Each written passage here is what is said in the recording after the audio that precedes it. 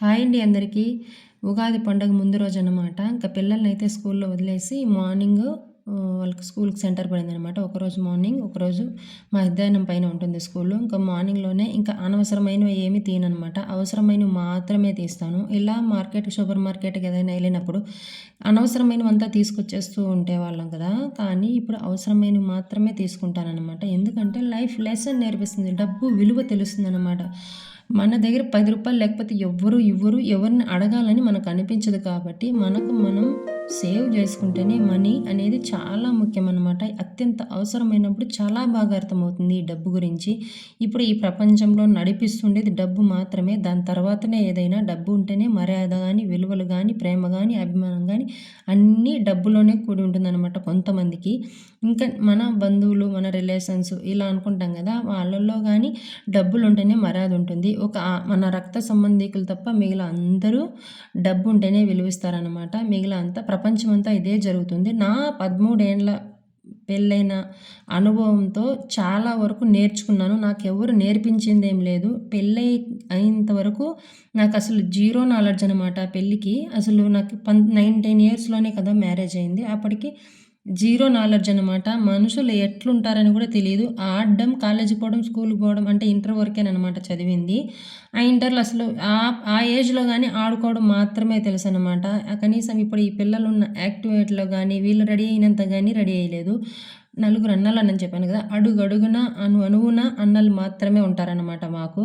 చాలా భయంతో పెంచారు. ఏదైనా ఒక మైండ్‌లో ఒక ఆలోచన, తప్పుడు ఆలోచన రావాలన్నా గూడా భయమేననమాట. అలా పెరిగిన మేము చాలా వరకు ఏమీ నేర్చుకోలేదనమాట. బయట ప్రపంచం గురించి అసలు నాకు తెలీదు. Zero knowledge. ఈ పెళ్ళైన తర్వాత 2 సంవత్సరాల వరకు మనుషులెట్లా వాళ్ళ మనస్తత్వం ఎట్లా, ఒకరు బయట ఎలా మాట్లాడతారు, లోపల ఇలా ఉంటారు అనేసి నాకు 2 సంవత్సరాలు పట్టిందనమాట. నాకు పిల్లలయ్యేంత వరకు మనుషులు ఈ విధంగా ఉంటారు. అంతా మన వాళ్ళే, అంతా మనలాగే ఉంటారు, అంతా మనలాగే ఆలోచిస్తారనేది తప్పని తర్వాత తెలిసింది. నిజానికి మంచి వాళ్ళకి ఎప్పుడు మంచే జరుగుతుందంటారు కదా! అది నా లైఫ్‌లో చాలా సార్లు జరిగింది. చాలా సార్లు మౌనంగా ఉండేదాన్ని. అన్నీ తెలిసినా తెలియని దాని మాదిరి ఉండేదాన్ని. తెలియకపోతే నేర్చుకునేదాన్ని. చాలా వరకు అన్నీ తెలిసినా తెలియనట్టు ఉండాల. తెలియకపోయినా కొన్ని తెలిసినట్టు ఉంటేనే ఈ సమాజంలో మనం బతకగలుగుతాము నిజంగా. మనుషుల పట్ల ఎలా ఉండాలి? ఎక్కువ మాట్లాడినా తప్పే. అసలు ఎక్కువగా మాట్లాడకపోవడమే మంచిదన్నమాట. ఏదైనా మనకు తెలిసినా తెలియనట్లు చాలా సార్లు ఉండడం చానా ఉత్తమం. ఎవరైనా ఒక మాట అంటే తిరిగి అంతకు రెండింతలు మాట్లాడడం కన్నా ఓపికతో వెయిట్ చేస్తే కొన్ని కొన్ని సార్లు, చాలా సార్లు వెయిట్ చేయాల్సిన అవసరం లేదు. కొన్ని కొన్ని సిట్యుయేషన్‌లో మూర్ఖులతో మాట్లాడడం చాలా వేస్ట్ అన్నమాట. మూర్ఖులు అనేవాళ్ళంటే అంటే కాకుండా మనం బాగుపడుతూ ఉంటే చూసి ఓర్వలేకుండా ఏదో ఒకటి మాట్లాడే వాళ్ళతో అస్సలు మాట్లాడకూడదు. భగవంతుని మీద భారమేసిపోవాలన్నమాట. ఇంకేదైనా సమస్యొస్తే వాళ్ళు వేలు చూపించే లోపల మనము రెండు వాతలు పెట్టాలన్నమాట. అలాంటి సమస్యలు వేరే సమస్యలు ఏదైనా వస్తే అలాంటి వీటికి మాత్రమే రియాక్షన్ ఇయ్యాలన్నమాట. అనవసరమైన తితికా వీట్లకి, చిన్న చిన్న విషయాలకి ఇంట్లో మగవాళ్ళ దగ్గరికి తీసుకెళ్ళి పెద్ద గొడవ చేసి మనశ్శాంతి లేకుండా ఎప్పుడు ఉంటామో తెలీదు, ఎప్పుడు పోతామో తెలీదు. అలాంటి లైఫ్‌లో ఊరికే మనం డిస్టర్బ్ అయ్యి మన ఇంట్లో వాళ్ళంతా డిస్టర్బ్ అయ్యి నానా రచ్చ చేసుకుంటూ ఉంటారు. చూస్తుంటాను కదా! చూస్తేనే తెలిసిపోతుంది. ఇలా ఉండకూడదు, ఇలా ఉండాలి, ఇలా ఉంటే ఇలా అవుతుంది అనేసి చాలా వరకు నేర్చుకున్నాననమాట నేను. అసలు ఏమీ తెలియంది ఇన్ని నేర్చుకున్నానా, నాకు ఇంత ఓపిక ఉందా అనేసి నన్ను ఒక్కొక్కసారి నేనే అప్రిషియేట్ చేసుకునేంత ఓపిక అయితే ఉందనమాట.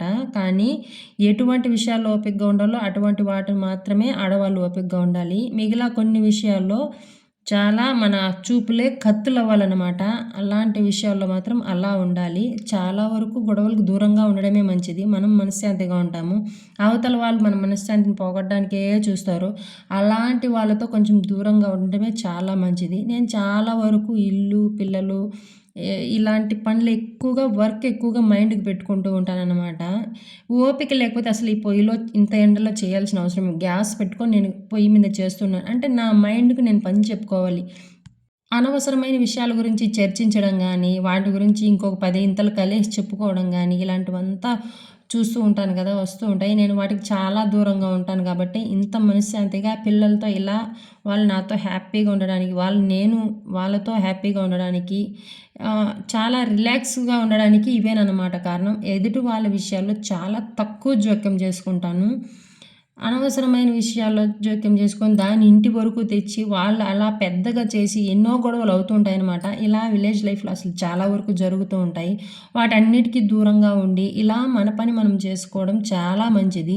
అనవసరమైన వస్తువులు ఎక్కువగా తీయను. అవసరమైనవి మాత్రమే తీసుకుంటాను. డబ్బు విలువ చాలా తెలిసిందనమాట నాకు.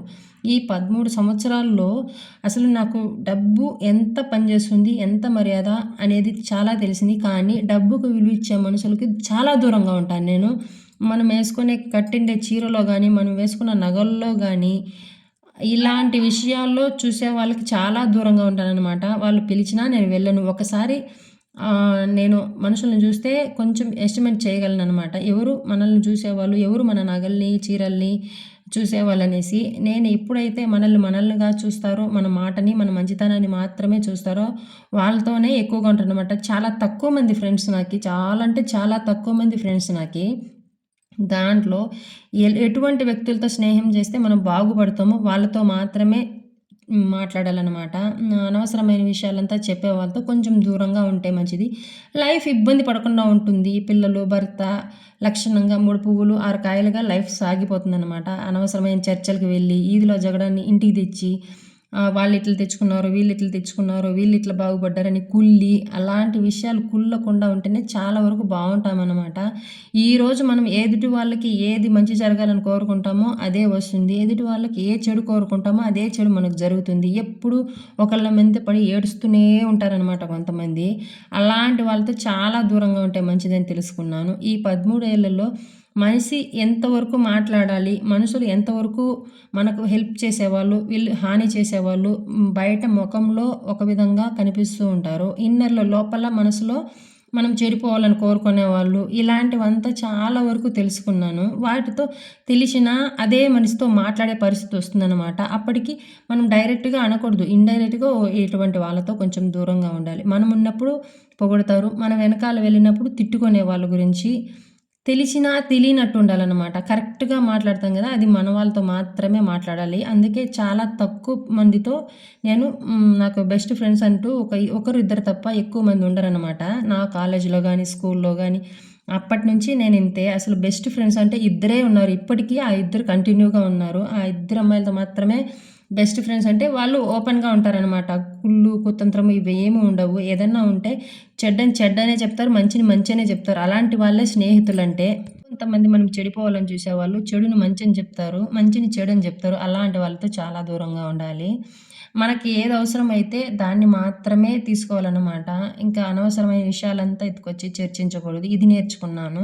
ఇంకా బంధాలకు చాలా విలువియ్యాలనమాట. నేను ఎప్పుడూ ఏ బంధాన్ని తెంపుకోను. అనవసరంగా మాటలు తూలిపోయి బంధాల్ని, సొంత రక్త సంబంధాలను కూడా పోగొట్టుకునేస్తూ తర్వాత జీవితాంతం బాధపడతారు. కోపానికి పోయి పోగొట్టుకుంటే కానీ నిజానికి మాట్లాడకపోయినా ప్రేమ అనురాగాలనేవి లోపల అట్లే ఉంటాయన్నమాట. ఇంకొకరు చెప్పింది నమ్మి ఆ బంధాలను తెంపుకోవడం ఎంత వద్దు 10 నిమిషాలు పట్టదు బంధాలను తెంపుకునేది. కానీ కలుపుకోవాలంటే సంవత్సరాలు పడుతుంది. అటువంటి బంధాల విషయంలో తొందరపడి నిర్ణయాలు తీసుకొని, తొందరపడి మాట్లాడను. ఎక్కువ కోపం జమించననమాట. నాకు మ్యారేజ్ అయిన తర్వాతనే అన్ని విలువలు తెలిశాయి. చాలామంది పోగొట్టుకుంటూ ఉంటారనమాట. బంధాల్ని గానీ, స్నేహితులు గానీ అనవసరంగా పెగ్గిలికి పోయి పోగొట్టుకుంటారనమాట. కొంతమందికి డబ్బులు వచ్చి పోగొట్టుకుంటారు. అసలు డబ్బుందన్న అహంకారం అనేది డబ్బులు వస్తే ఇంకా అణిగిమణిగి ఉండాలంటారు. ఎప్పుడూ చూడండి డబ్బులొస్తే నిజానికి ఉన్న బంధువుల్ని పోగొట్టుకుంటూ ఉంటారు. వాళ్ళంత దరిద్రులు ఇంకెవరు లేరనుకుంటాను.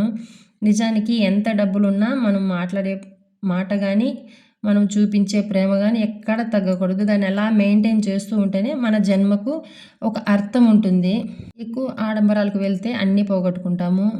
ఇంకా అయితే ఇదంతా ఉగాది పండగదేననమాట. ఉగాది పండగ ముందు రోజు, ఉగాది రోజు అండ్ అమ్మ వాళ్ళ ఇంటికి వెళ్ళి నాకు ఇంకా చైన్ పుస్తెల తాడైతే పెరిగిపోయిందనమాట.